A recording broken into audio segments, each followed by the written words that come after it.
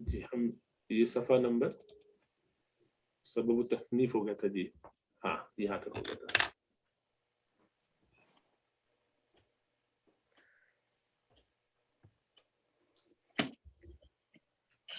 اصول حدیث کی تعریف کیا ہے؟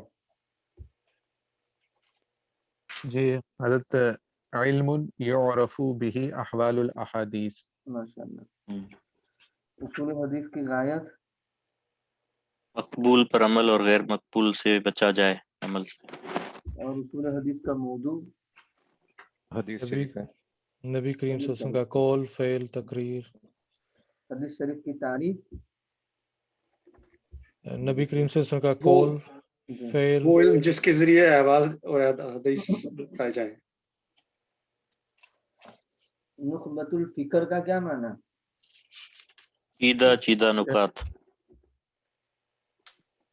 افکار، نظریہ.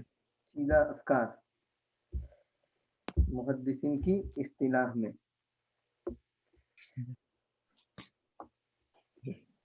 جی بسم اللہ الرحمن الرحیم. کون ہے اس کتاب کے مصنف؟ حافظ ابن حجر اسقلانی. کب پیدائش ہے؟ 773.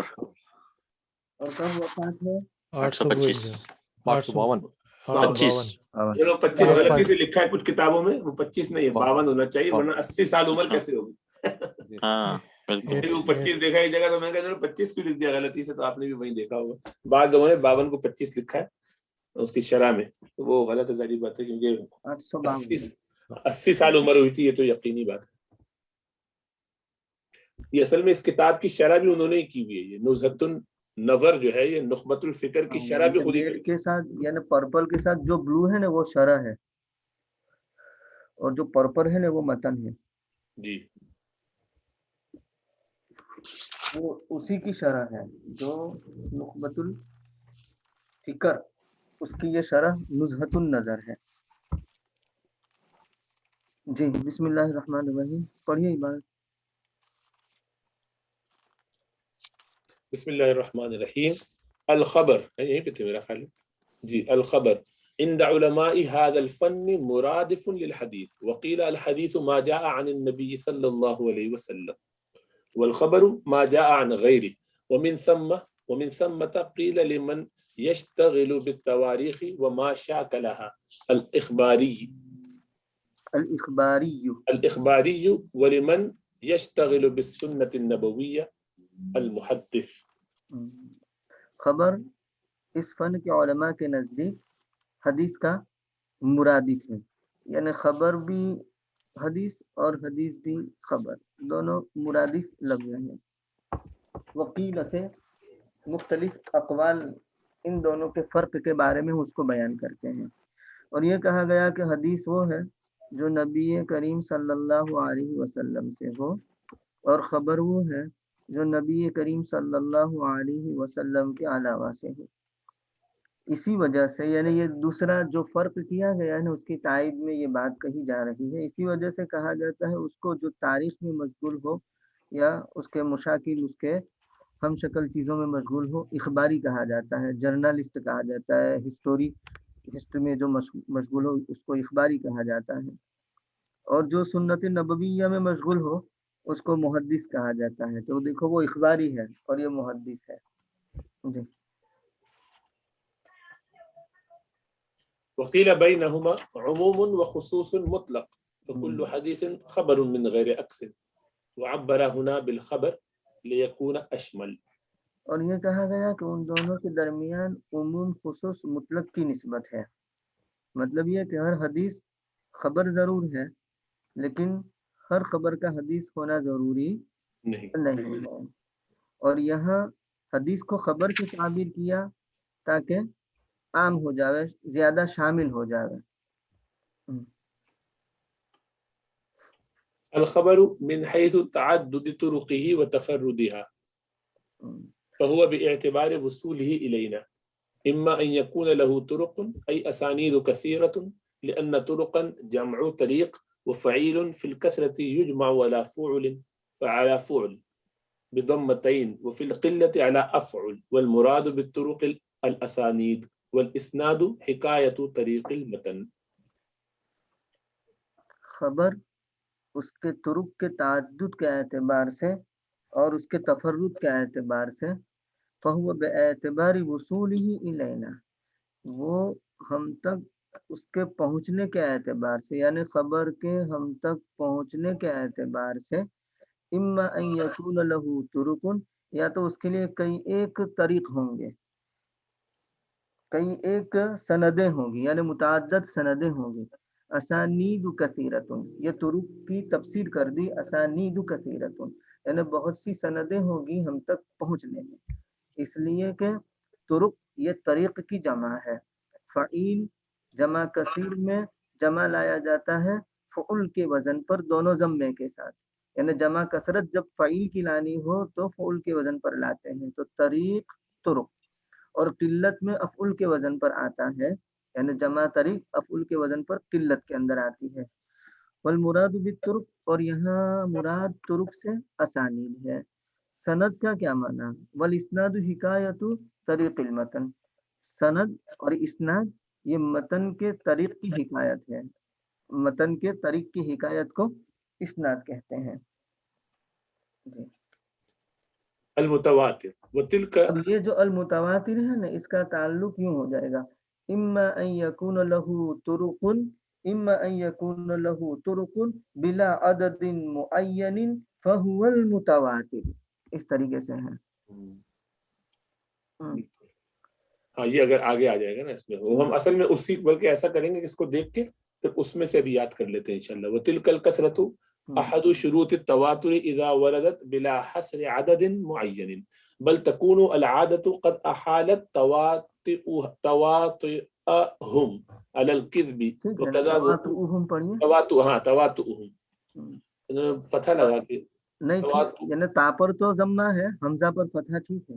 ٹھیک ہے، تواتؤهم على الكذب وكذا وقوعه منهم اتفاقا من غير قصد فلا معنى لتعيين العدد على الصحيح. ومنهم من عينه في الأربعة وقيل في الخمسة وقيل في السبعة وقيل في العشرة وقيل في الاثني عشرة وقيل في الأربعين وقيل في السبعين وقيل غير ذلك.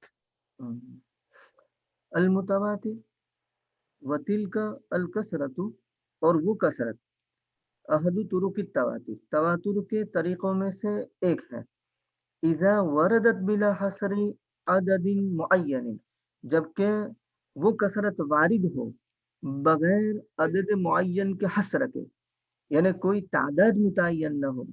بل تکون العادت قد احالت، بلکہ وہ کثرت اتنی ہو کہ عادت ان کے متفق ہونے کو محال گردانے جھوٹ ہونے پر، یعنی عادتاً اتنے سارے لوگ جھوٹ پر متفق نہیں ہو سکتے.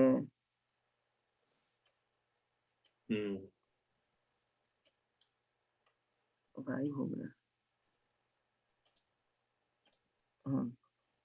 ہاں وَكَذَا وُقُوعُهُ مِنْهُ، اور اسی طریقے سے اس کا واقع ہونا، یعنی اس جھوٹ کا واقع ہونا ان سے اتفاقاً بغیر قصد کے ممکن نہیں ہے، ایسا ہو سکتا نہیں ہے. فَلَا مَانَ لِتَعْيِينِ الْعَدَدِ عَلَى الصَّحِيحِ، تو صحیح قول کے مطابق متواتر یعنی تواتر، خبر کے متواتر ثابت ہونے کے لیے عدد کی تعین کا کوئی معنی نہیں ہے.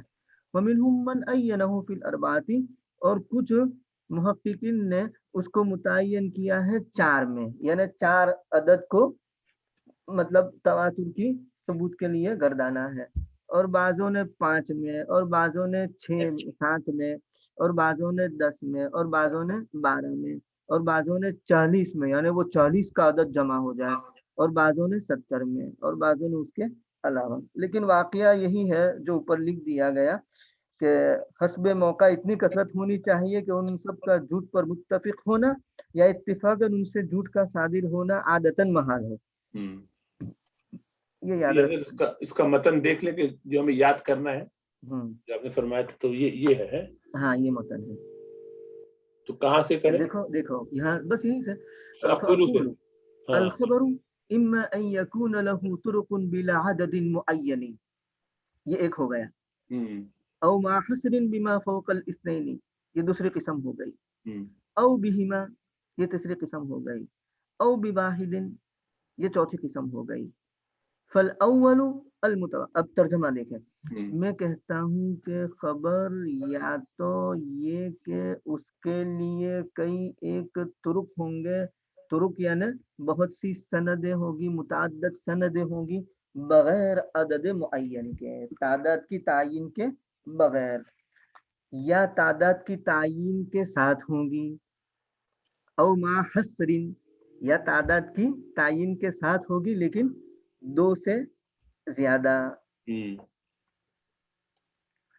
او بہما، یا دو کے ساتھ، او بواحد، یا ایک کے ساتھ. فالاول تو قسم اول یعنی کس میں جائیں گے؟ اما ان یکون له طرق بلا عدد معین. فالاول یہ ہو جائے گا. فالاول المتواتر، پہلا یعنی اس کے لیے کئی ایک سندیں ہوں بغیر عدد معین کے تو پہلا متواتر ہے. متواتر کیا کرتا ہے؟ علم یقینی کا فائدہ دینے والا ہے اس کی شرطوں کے ساتھ.